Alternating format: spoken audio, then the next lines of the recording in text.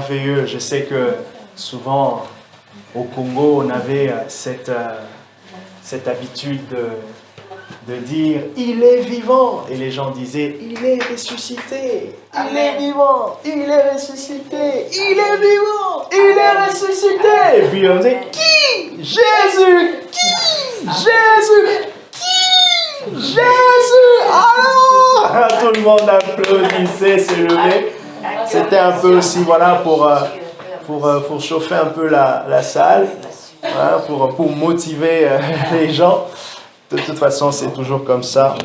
Autant la présence de Dieu elle-même peut nous motiver, nous rafraîchir, nous produire vraiment des choses intérieures, profondes. Autant aussi, des fois, ça permet aussi de mettre les gens à l'aise.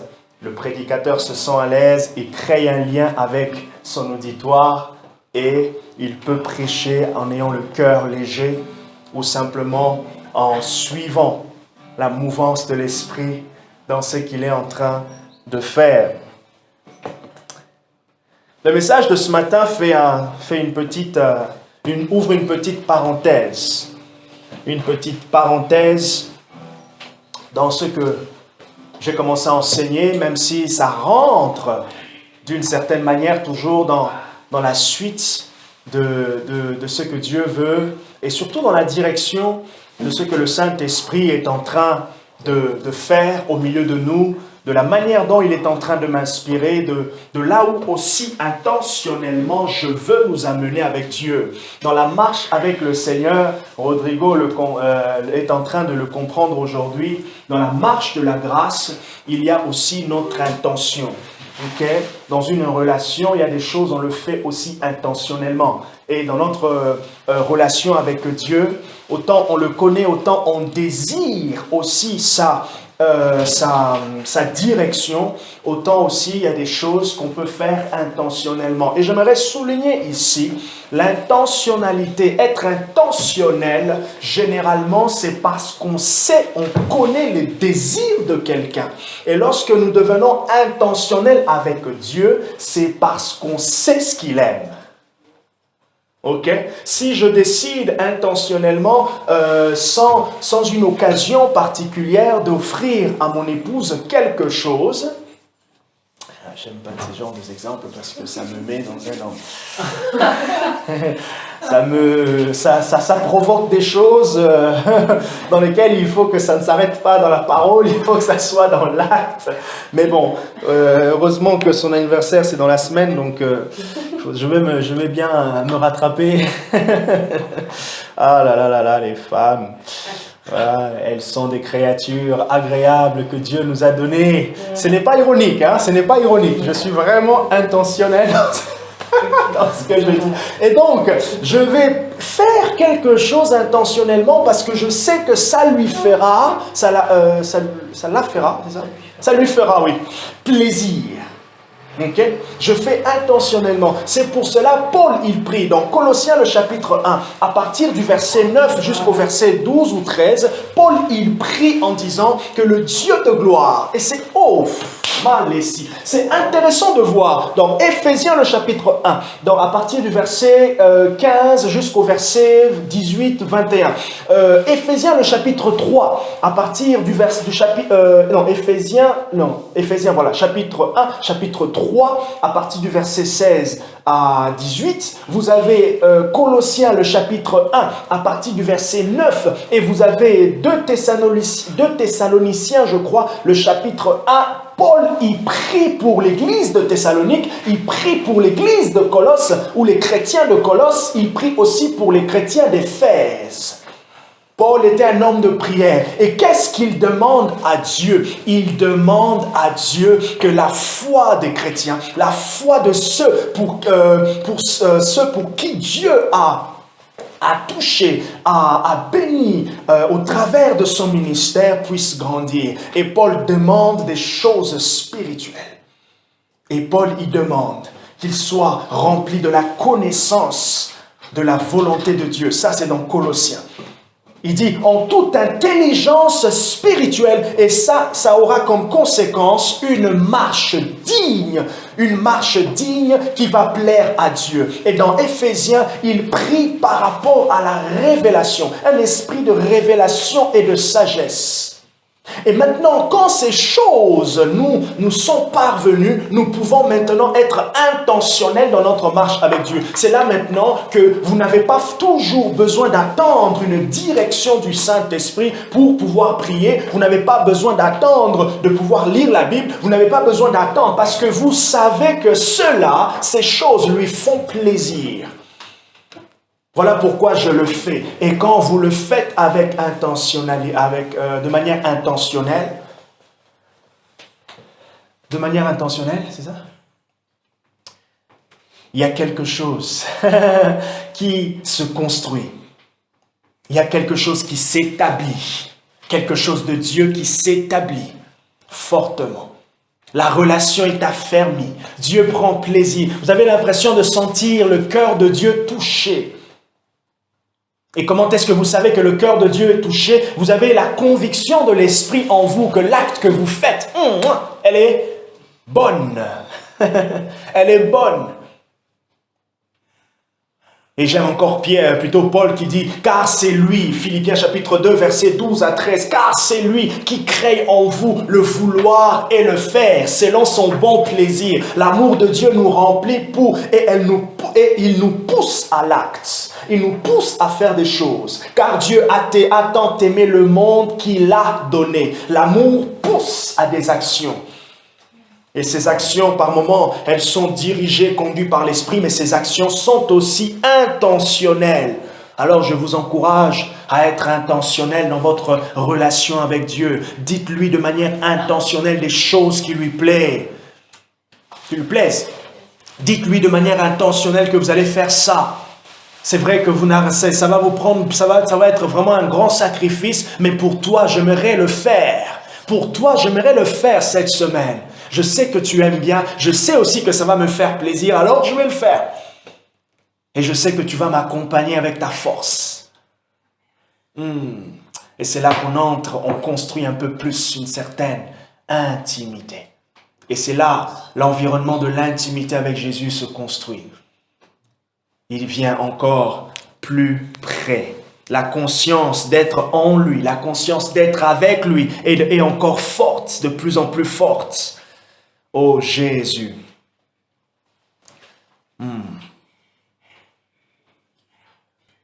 Alors que cette intention se développe et qu'elle nous emmène plus loin. Éphésiens chapitre 2. Amen. Éphésiens chapitre 2 à partir du verset 22. Éphésiens chapitre 2 à partir du verset 22. Masaya Shabata. Et Samashayata. Et gloire au Seigneur, Rodrigo a mis mon message en application. Il s'est intentionnellement déplacé. T'as compris, non? Voilà, j'ai compris. Mais moi aussi, j'ai envie de me déplacer. J'ai envie de dire à ma femme, viens-toi, assis-toi à ma droite.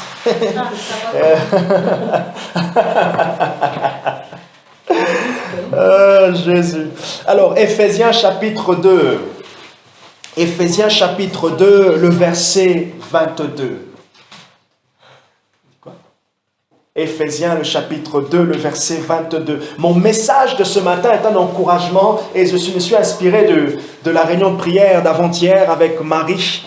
Elle a parlé d'une chose, je crois, par rapport à la présence de Dieu, par rapport au livre que nous sommes en train de lire. Et je voulais nous encourager tous dans le sens, sous ce thème que j'intitule « Les porteurs de Dieu » ou « Les porteurs de grâce divine.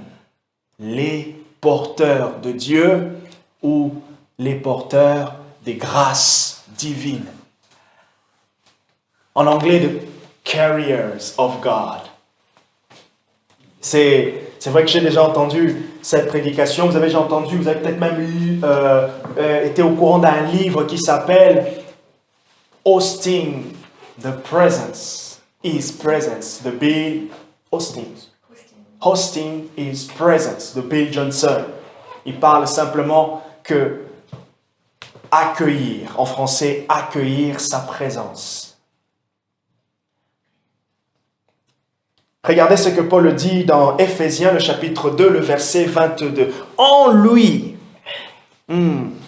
vous aussi, en parlant de ses auditeurs, les chrétiens, vous aussi, en parlant des chrétiens d'Éphèse, vous aussi, en allant plus loin aujourd'hui dans le contexte du 18 septembre 2022, en parlant de Jean-Marc, en parlant de Marie, en parlant de nous tous, vous aussi, vous êtes édifiés ensemble pour être une habitation de Dieu par l'Esprit ou en Esprit. Vous êtes édifiés, ça veut dire vous êtes fortifiés. L'idée ici de l'édifice, c'est l'idée du bâtiment, l'idée de la construction. Quand je construis un édifice, ça veut dire je suis en train de bâtir quelque chose. Et Paul dit, nous sommes bâtis pour être une habitation de Dieu en esprit ou par l'esprit.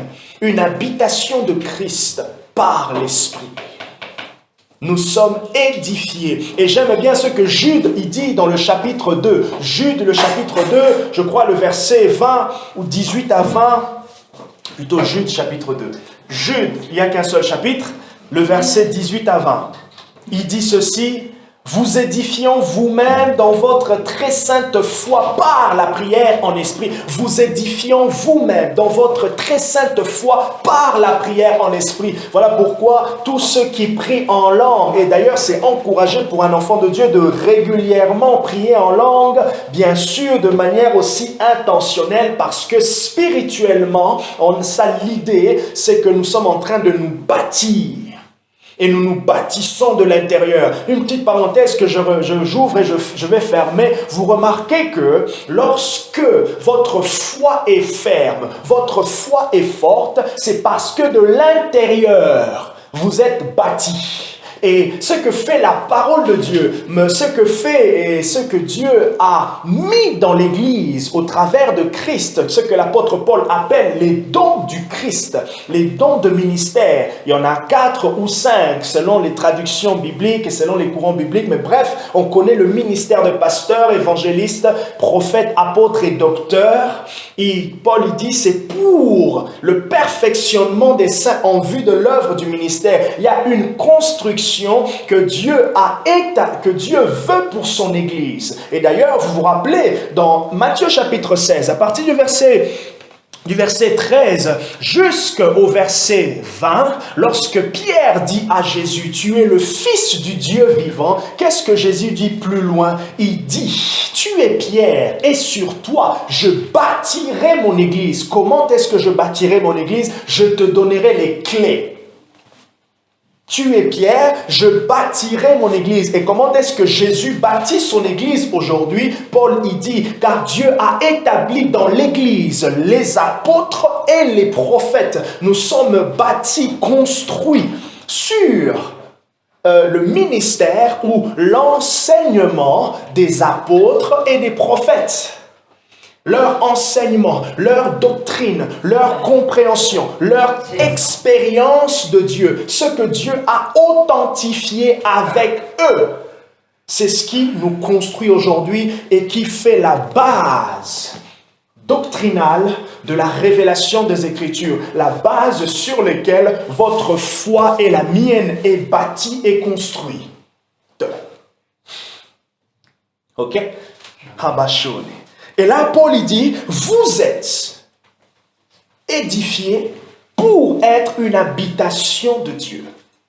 Vous allez me poser la question, quand est-ce que le chrétien devient une habitation de Dieu? D'ailleurs, c'est une pensée qui balaye l'Ancien Testament, qui balaye aussi le Nouveau Testament. Le fait d'être une habitation de Dieu. Au travers de l'idée du temple, le temple spirituel. Le samakeshite ko senekato lo rokamanin. Le kete ko sateni maka pareke lisekete. Ah, me kese kete ke kaloka pare mana. Oh, ne sene kome. Une habitation de Christ par l'Esprit. une habitation de Dieu par l'Esprit. Cette pensée balaye l'Ancien Testament, elle balaye le Nouveau Testament. Et qu'est-ce qui se passe? Dieu a institué le temple, là où le peuple devait venir pour rendre un culte, là où le peuple devait venir pour voir le témoignage de Dieu, connaître le témoignage de Dieu, expérimenter le témoignage du Tout-Puissant. Et Dieu établit un tabernacle avec Moïse. Le tabernacle continue, l'idée de la maison de Dieu continue avec David. D'ailleurs, on connaît que David a eu l'intention de bâtir. Mais Dieu l'a dit, tu ne pourras pas, c'est pas toi qui vas le faire. C'est ça, Salomon. Okay? Et cette idée continue encore même dans le Nouveau Testament au travers de Christ. Et là, l'Épître aux Hébreux nous emmène avec des vérités profondes comme Hébreux chapitre 8, le verset 1. Nous parlons du chemin du sanctuaire. Le chapitre 5, Hébreux chapitre 5, nous parlons de Christ comme le souverain sacrificateur. Il y a l'idée d'un culte, l'idée de la maison de Dieu, la célébration de Dieu. Et tout ça, ça nous emmène au fait à comprendre que en Jésus-Christ, au travers de la croix, ou je me veux dire ce que la croix, le sacrifice de Jésus a permis, c'est que Dieu puisse maintenant habiter en nous. Regardez ce que Paul dit dans 1 Corinthiens, le chapitre 3, 1 Corinthiens, le chapitre 3, à partir du verset 16. 1 Corinthiens, le chapitre 3, à partir du verset 16. « Ne savez-vous pas que vous êtes le temple de Dieu ?» Le temple de Dieu. La même idée de temple ici, c'est la même idée comme dans l'Ancien Testament. Ne savez-vous pas que vous êtes un témoignage visible de Dieu? Ne savez-vous pas que vous êtes un témoignage visible de Dieu? Tout enfant de Dieu, tout chrétien né de nouveau est un temple visible. Et j'aimerais vraiment souligner cela ici. Vous connaissez ce passage où Jésus dit dans Matthieu, on aime bien ce passage, le chapitre 5, à partir du verset 11. « Vous êtes le sel de la terre, la lumière du monde. » Ce sont de vérités qui parlent, qui pèsent spirituellement. Ça pèse spirituellement. C'est pour cela, lorsqu'un enfant de Dieu est immature, il va croire au fait qu'il est simplement, quand il est au boulot, il n'y a pas l'église en ce moment, il est au fait, enseignant. Il est juste normal. Non! Spirituellement, you are a light. Tu es la lumière. Donc, spirituellement, il y a un langage. Il y a quelque chose qui se dégage. Et ce qui est drôle, c'est que ceux qui le voient souvent, c'est le diable et non pas nous. On ne se rend pas compte de l'identité. On ne perd pas l'identité. Au fait, l'identité, vous ne pouvez pas vous habiller de l'identité. Non, vous êtes. L'identité vous revêt. C'est pour cela, en Jésus, nous sommes en Jésus partout où nous sommes. Voilà pourquoi j'aimerais nous encourager, nous dire, je suis le porteur de Dieu, je suis le porteur de la grâce. Il y a quelque chose que je porte partout où je suis, dans tout ce que je dis, dans tout ce que je fais. Et surtout même quand ça rentre dans l'idée du témoignage. J'étais encouragé vendredi et samedi. Regardez ce que Dieu a fait. Vendredi, je rencontre un voisin du bâtiment et on discute rapidement, 5-6 minutes. On se croisait juste en bas là. Et on parle et il me dit, oui, ça va bien, le boulot, toi, j'ai pas travaillé ces derniers temps parce que je me sens pas bien. Ah, ok. Je lui dis, ah bah, tu te sens pas bien. Il m'a parlé un peu d'une douleur au dos. Et là, j'ai directement sauté de l'occasion. J'ai dit, ah, écoute, moi je suis chrétien, je vais prier pour toi. Pas vraiment prêt à ce que je puisse imposer les mains là sur le champ, mais il m'a dit, ah d'accord, ah oui, mais moi aussi, en fait, moi je suis dans une famille musulmane, mais je suis un peu comme en recherche aussi. D'ailleurs, j'étais dans une école chrétienne, et il est d'origine libanaise, et j'ai appris qu'au Liban, il y a une forte influence du catholicisme, que je ne savais pas. Il m'a parlé un peu et tout ça, voilà. Et c'est là que je l'ai présenté un peu aussi je lui ai parlé de Dieu, on a parlé un peu de la relation avec Dieu. Il m'a dit, oui, tu sais que les musulmans avec les chrétiens, on a pratiquement le même Dieu. J'ai dit, non, pas le même Dieu. Il y a des choses ressemblantes, ok?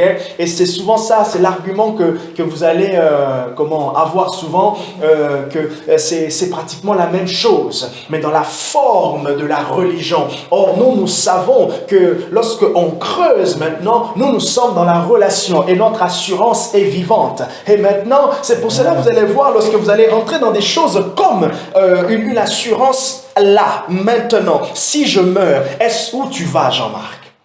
Si je meurs aujourd'hui, je vais au paradis. Si je meurs aujourd'hui, mon assurance du salut, elle est là. Elle ne dépend pas. Mon assurance ne dépend pas du fait que j'ai prêché le dimanche avec une belle cravate qu'on m'a offerte et tout. Non!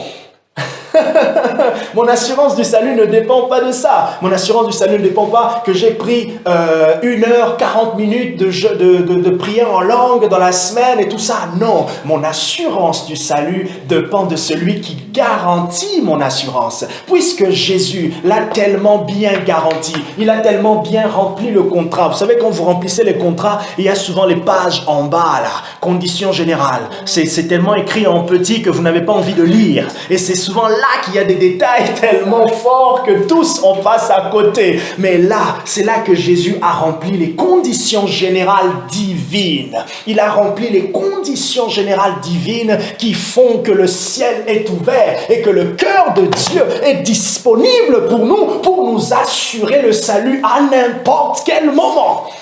Et d'ailleurs, ça ne commence pas à ma mort.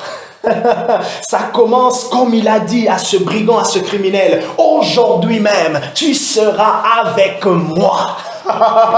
Ça ne dépend pas des heures. En fait, des heures, attends juste que je meure quand même. Il fallait juste que le criminel ait un peu de patience, que Jésus puisse prononcer ces paroles. Tout est accompli. Ce criminel, c'est comme, vous savez, c'est comme la dernière personne qui rentre dans l'arche. Celle qu'on pensait on n'imaginait même pas. Qui pouvait imaginer qu'à la croix, un brigand allait sauter sur la corde et la tenir et rentrer avec Jésus? Qui pouvait imaginer? Personne. Mais rappelez-vous, mercredi, je vous ai dit quoi? La sagesse de Dieu. Il attire. Et donc, j'ai discuté avec cet homme, avec ce jeune. D'ailleurs, très sympa, très ouvert. Voyons, on va voir ce que le Saint-Esprit va faire. Hier, samedi, je discute avec une autre personne qui est libanais. Et il me semble que c'est l'ami de notre voisin. J'ai dit, non, mais Dieu, ça, c'est vraiment... C'est bizarre, mais ce n'est qu'un rendez-vous divin. Imaginez maintenant que les deux, ils parlent. Vous savez, ah tiens, j'ai rencontré et tout, j'ai pas comme ça. Hein. Ah, j'étais autour de ton bâtiment, j'ai vu telle personne et tout, et j'ai rencontré un monsieur là, un black, il m'a parlé de Dieu et tout. Ah bon? Ah, mais moi aussi, j'ai l'impression, attends, il est comme ça. Oh, on a rencontré la même personne. C'est fou. Eh oui, c'est fou. Dieu fait des choses fous. Dieu fait des rendez-vous divins, des choses folles. Ok? Dieu fait des choses folles, des rendez-vous divins.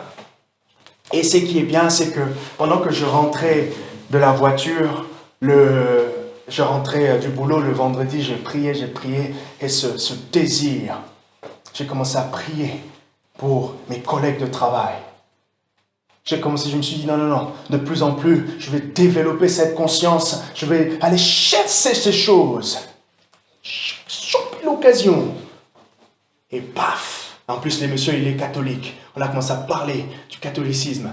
À son ami hier, je lui ai dit, moi aujourd'hui, si je meurs, je vais au paradis.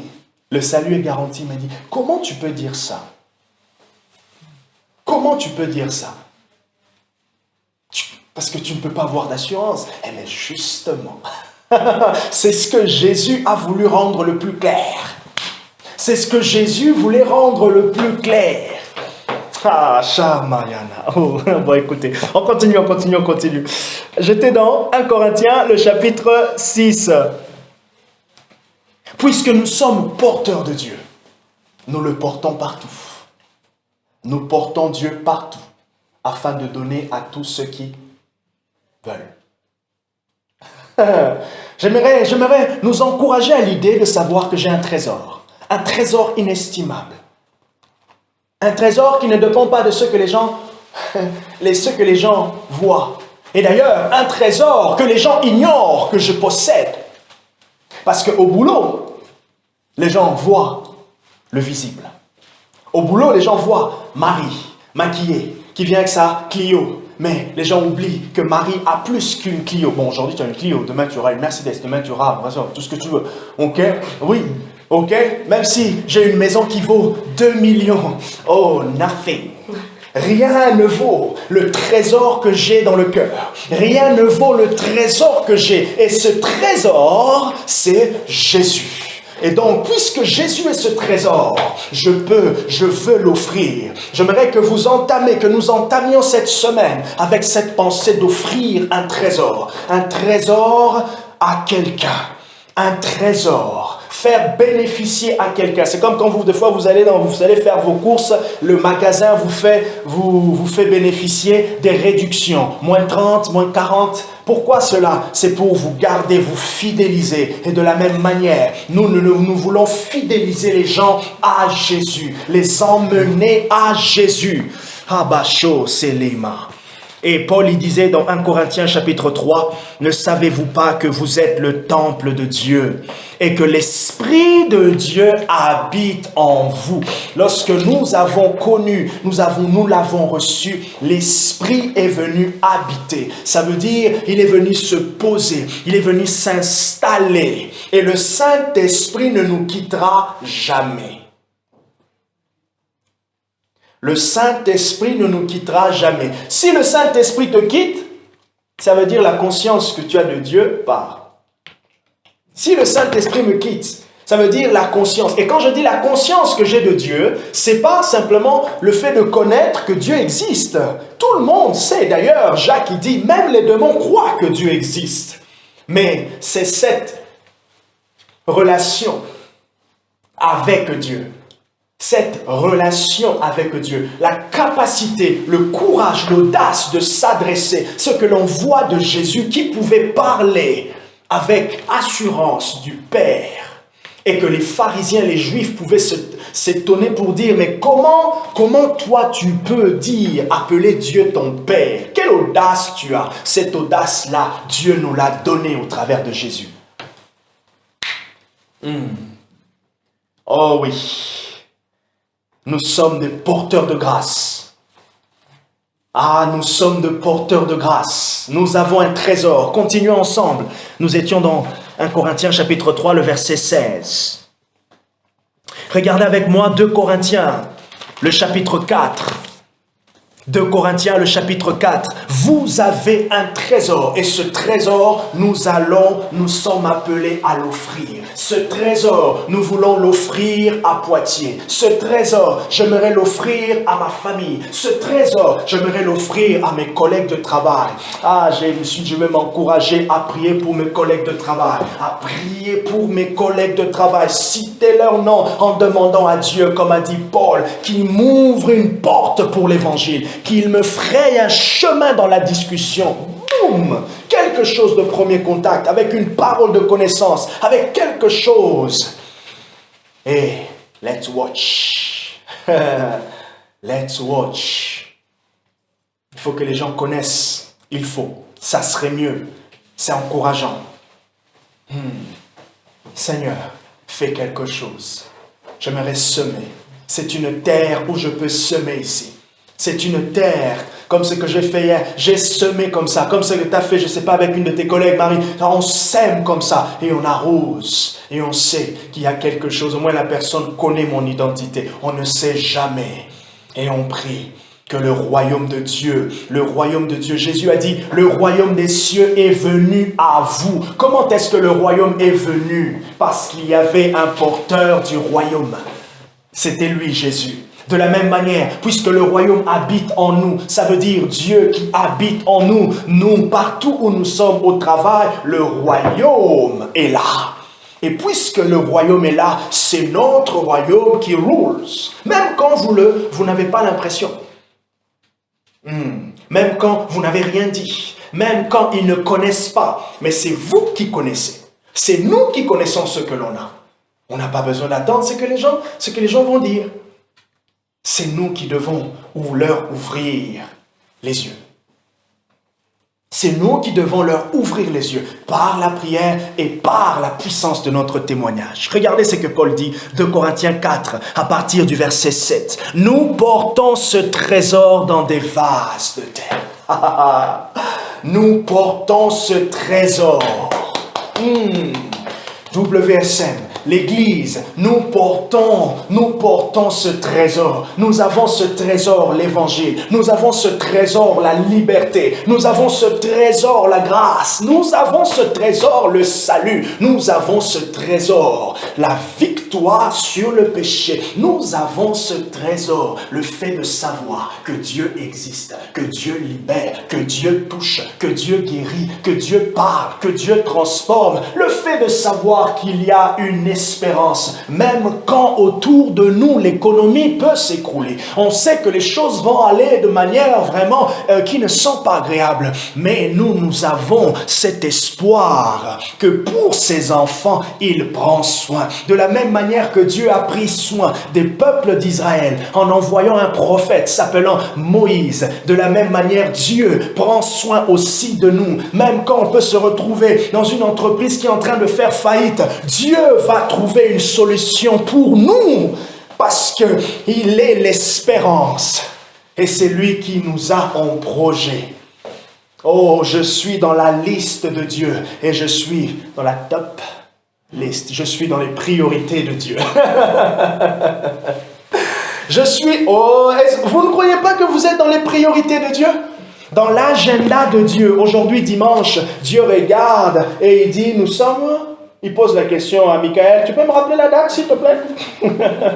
Bon, il connaît la date, hein? Mais il regarde et il dit, nous sommes le 18 septembre. Oh, j'étais au mois d'août. Le 18 septembre, il est midi.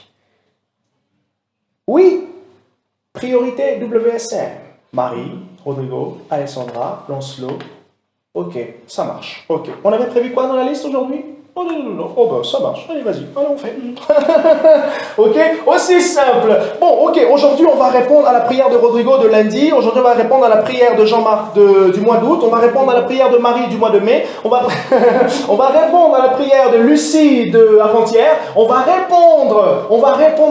En fait, quand Dieu dit on va répondre, ça veut dire on va manifester l'exaucement. Parce que quand on a commencé à prier, il avait déjà exaucé.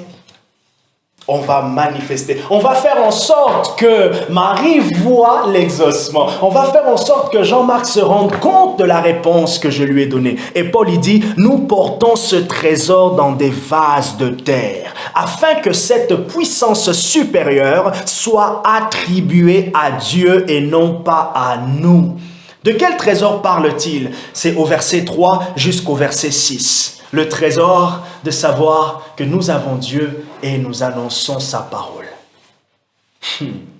Nous portons ce trésor dans des vases de terre, afin que cette puissance supérieure soit attribuée à Dieu et non pas à nous. Nous sommes pressés de toute manière, mais non écrasés. Je suis dans le verset 8. Désemparés, mais non désespérés. Comment c'est beau! Désemparés, mais non désespérés. Bloqués, mais jamais abattus. Il dit persécuté, mais non abandonné. Abattu, mais non perdu. Comment c'est beau. Oh là là, Paul, il était en train de rimer ou quoi? Je ne sais pas comment il a écrit ça en hébreu, mais en tout cas, ceux qui ont traduit ont trouvé les bons mots pour faire un peu ce rime. Il dit, nous portons toujours avec nous dans notre corps la mort de Jésus. Ça veut dire le symbole de la victoire. Nous portons toujours dans notre corps la croix. Nous portons dans notre corps la croix. Partout où je suis, je porte la croix. Et si je porte la croix, ça veut dire que je porte la victoire de quelqu'un. Oh, c'est même ça l'évangélisation. L'évangélisation, c'est savoir que je suis un messager de la bonne nouvelle pour quelqu'un. Alors, pour que cette personne entende, il faut que j'ouvre ma bouche.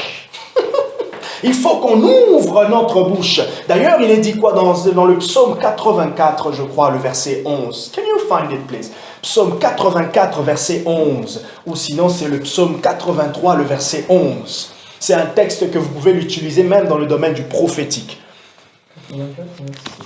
Verset 11. Ouvre ta bouche, je la remplirai. Ouvre ta bouche, je la remplirai. Est-ce que c'est ça? Psaume 84, verset 11.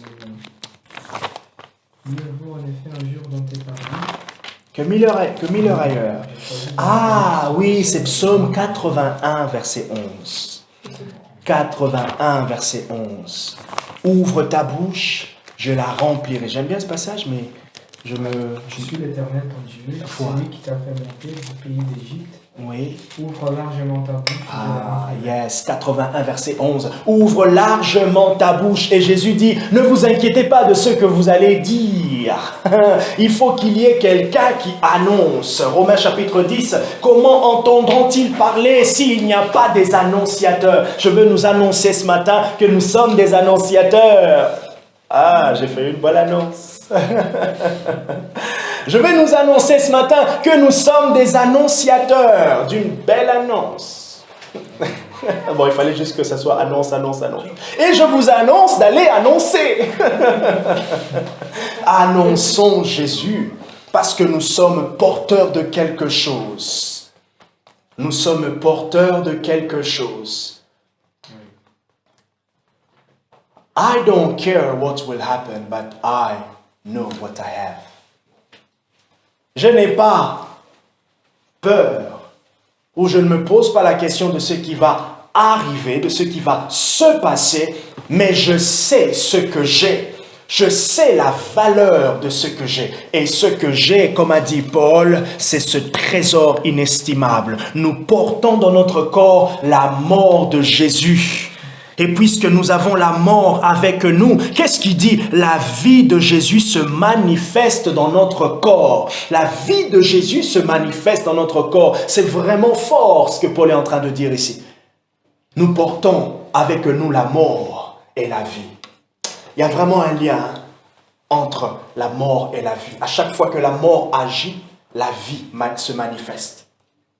À chaque fois que nous ouvrons, nous laissons nos cœurs être impactés, transformés par la croix. À chaque fois que nous venons à la croix, c'est juste une expression pour dire où nous nous livrons à Dieu. Il y a une vie.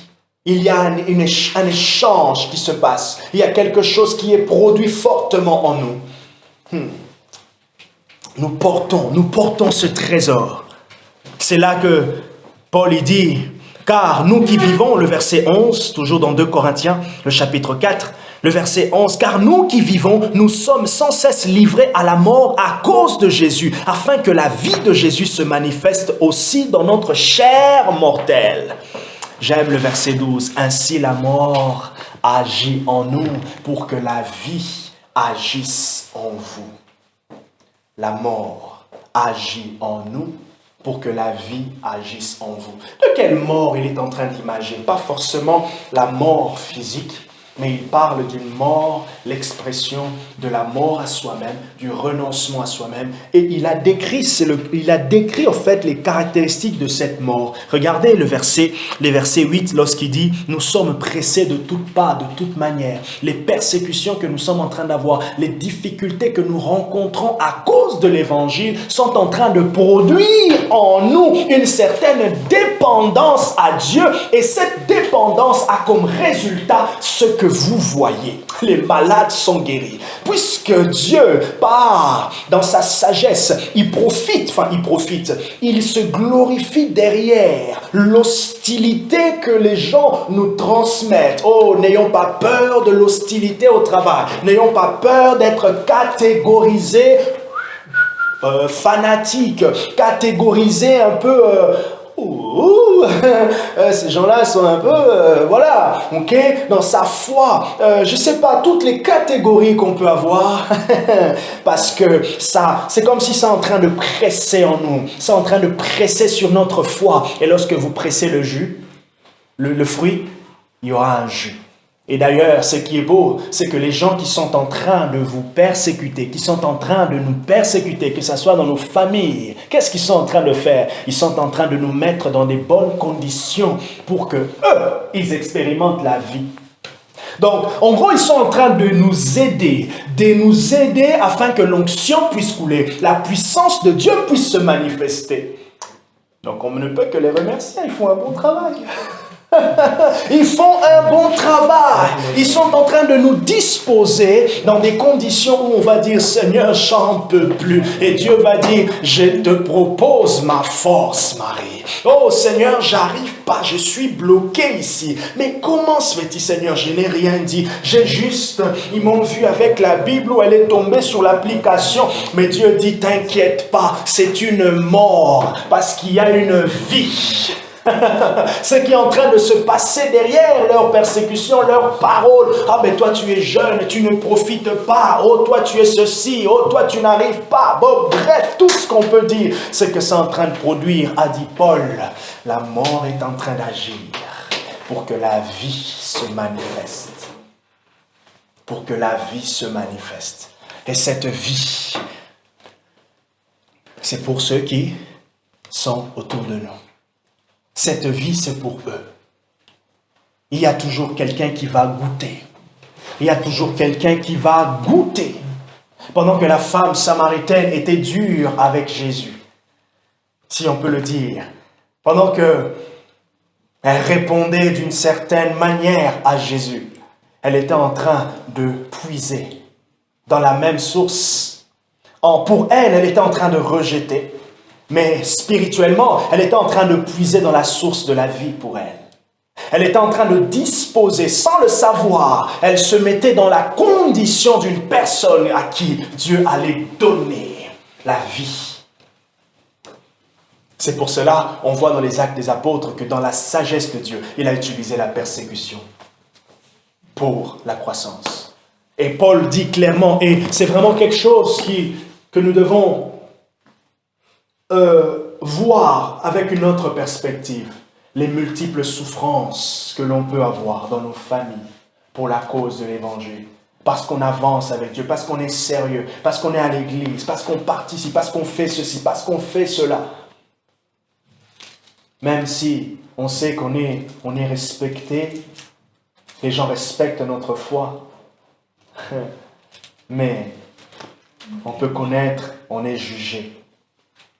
Mais ce jugement-là est en train de produire la vie.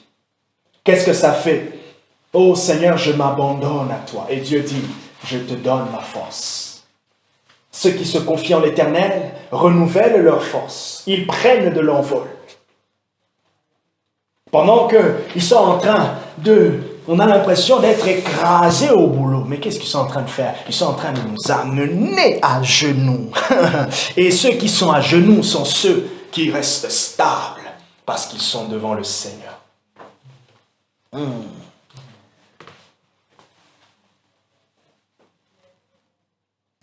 La vie de Dieu va être manifestée. Vous êtes le porteur de Dieu. Allons-y le distribuer. Allons-y le distribuer.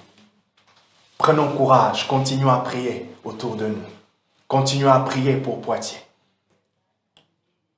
Allons chercher ces occasions intentionnellement dans les discussions. Alors, comment s'est passé ton week-end? Oh, très très bien. Hier, j'étais dans l'église, le pasteur a prêché un très beau message. Ah, tu es chrétien? Ah oui, d'accord. Vous lancez ça. Et toi? Vous provoquez un peu. Même si ce n'est pas pour aller loin, parce que vous allez voir que souvent les gens vont un peu fuir. Quand vous commencez à parler, les gens vont un peu fuir. Mais, voilà. Il a demandé. Voilà, il a demandé. Ok? Et n'hésitez même pas à dire, ah ben, écoute, en tout cas, si tu veux découvrir, hein, tu es le bienvenu. Ah, Vous proposez parce que vous savez avec qui vous travaillez. Vous avez prié et vous attendez, vous dites à Dieu, Seigneur, je te mets à l'épreuve, je lance l'hameçon parce que je sais qu'il y a une puissance d'attraction derrière. Je lance, je provoque et c'est là qu'on rentre aussi dans l'audace. Vous allez voir. Ça va toujours produire quelque chose. Un jour. Ou déjà même, pendant qu'on ne voit pas, on a l'impression de ne pas voir un retour, c'est que ça fait en nous. On sort de notre zone de confort.